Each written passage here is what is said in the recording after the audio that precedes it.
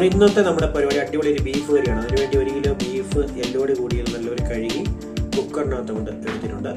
ഇനി നമുക്കിതിലേക്ക് ഒരല്പം ഉപ്പ് അങ്ങോട്ട് ചേർത്ത് കൊടുക്കാം, ഒരല്പം മഞ്ഞൾപ്പൊടി, ഒരു 2 തണ്ട് കറിവേപ്പില, 2 പച്ചമുളക്, 1/2 സ്പൂൺ കുരുമുളക് പൊടി, 1/2 സ്പൂൺ കാശ്മീരി മുളക് പൊടി, ഇത്രയും കൂടി ചേർത്ത് നല്ലപോലെ ഇളക്കി അങ്ങോട്ട് മിക്സ് ചെയ്യാം.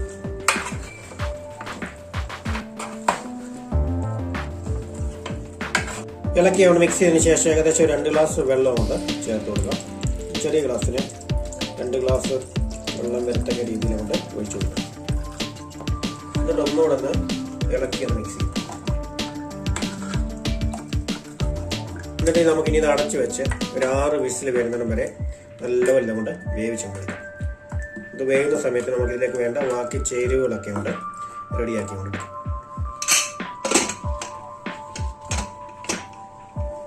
തീയൊക്കെ കത്തിച്ചു കൊടുത്തിട്ടുണ്ട്. ഇനി നല്ലപോലെ ഇരുന്ന് അങ്ങോട്ട് വേകട്ടെ.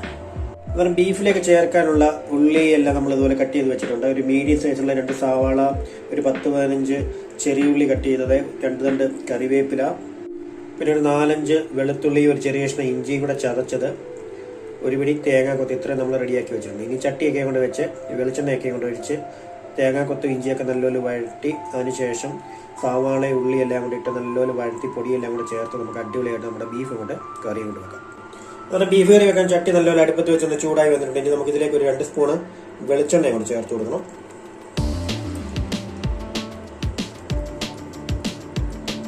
ഒരു വെളിച്ചെണ്ണയൊക്കെ ഒന്ന് ചൂടായി വന്നിട്ട് അതിലേക്ക് നമുക്ക് അല്പം കടുക് കൊടുക്കും.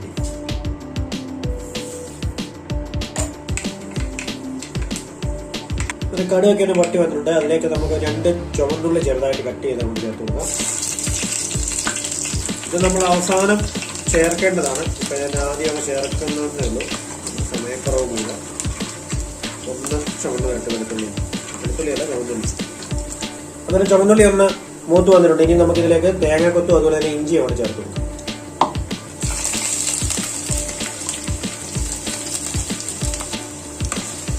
ഇത് എന്നിട്ട് നല്ലപോലെ വഴറ്റി ഒന്ന് ചുവന്ന് വരത്തക്ക രീതിയിൽ ഉണ്ടാക്കി. എന്നിട്ട് നമ്മുടെ ഇഞ്ചി വെളുത്തുള്ളി തേങ്ങാക്കൊത്തെല്ലാം ഒന്ന് മൂത്ത് വന്നിട്ടുണ്ടെങ്കിൽ നമുക്കിതിലേക്ക് എടുത്തു വെച്ചേക്കുന്ന നമ്മുടെ സവാള കൊണ്ട് ചേർത്ത് കൊടുക്കും. സവാള, ചെറിയുള്ളി, കറിവേപ്പില,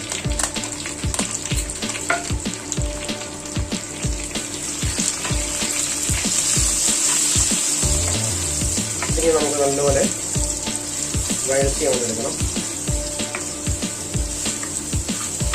പെട്ടെന്ന് വാടി വരാൻ ഒരല്പം ഉപ്പും കൂടെ ചേർത്ത് കൊടുക്കാം. എന്നിട്ട് ഒന്നുകൂടെ ഇറക്കി കൊടുത്ത്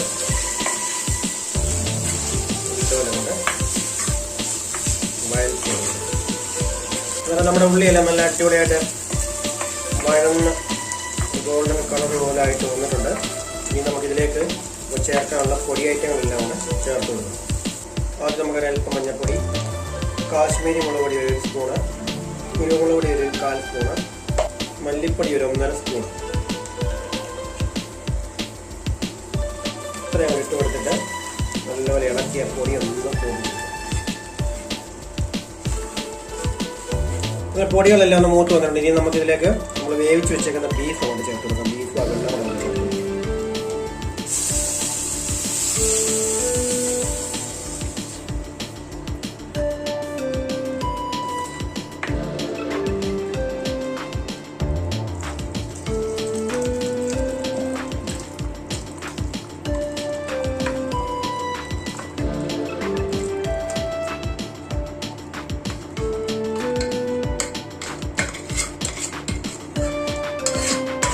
ബീഫെല്ലാം ചേർത്ത് കൊടുത്തിട്ടുണ്ടെങ്കിൽ നമുക്ക് നല്ലൊരു ഇളക്കി ഒന്ന് മിക്സ് ചെയ്യാം.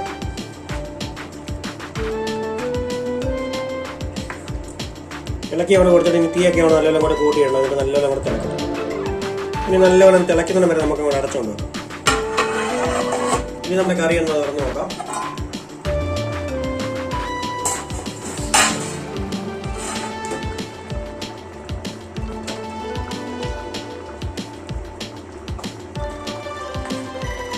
കറിയൊക്കെ നല്ലപോലെ തിളച്ച് റെഡി ആയിട്ടുണ്ട്. നമുക്ക് ഉപ്പൊക്കെ ചെക്ക് ചെയ്യുന്നുണ്ടോ?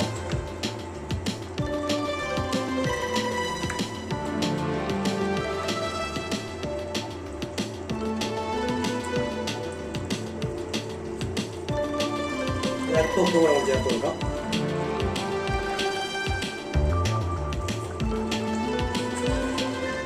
നല്ലൊരു ഇളക്കി ഒന്ന് മിക്സ് ചെയ്യും. ഉപ്പൊക്കെ കറക്റ്റാണ്. ഇനി നമുക്കിതിലേക്ക് ഗരം മസാലയും കൂടെ ഇവിടെ ചേർത്ത് കൊടുക്കാം. എല്ലാം പൊടിച്ചെടുക്കുന്ന ഗരം മസാല കൂടെ ചേർത്ത് കൊടുത്ത് നല്ലൊരു ഇളക്കി ഒന്ന് മിക്സ് ചെയ്യും.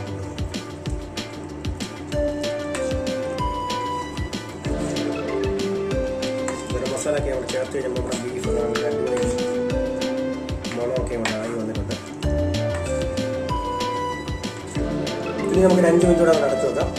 അപ്പോഴത്തേക്ക് നമ്മുടെ കഷ്ണത്തിലെ മസാലയൊക്കെ അവിടെ പിടിച്ച് നമ്മുടെ ബീഫ് ഒന്നുകൂടെ അടിപൊളി സെറ്റ് ആയി. അപ്പോൾ നമ്മുടെ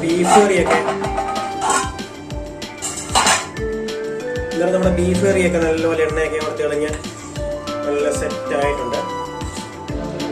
കുത്തിയൊക്കെ കൊണ്ട് ഓഫ് ചെയ്ത് കൊണ്ട് തണുക്കാനോട് വേണം. നല്ല അടിപൊളിയായിട്ട് തന്നെ വെന്ത് സെറ്റായി നമ്മുടെ കിടിലൻ ബീഫ്, നല്ല കിടിക്കാച്ചി ബീഫ് കഴിയണം. ഇനി അവിടെ ഇരുന്ന് അവിടെ തണുക്കണം.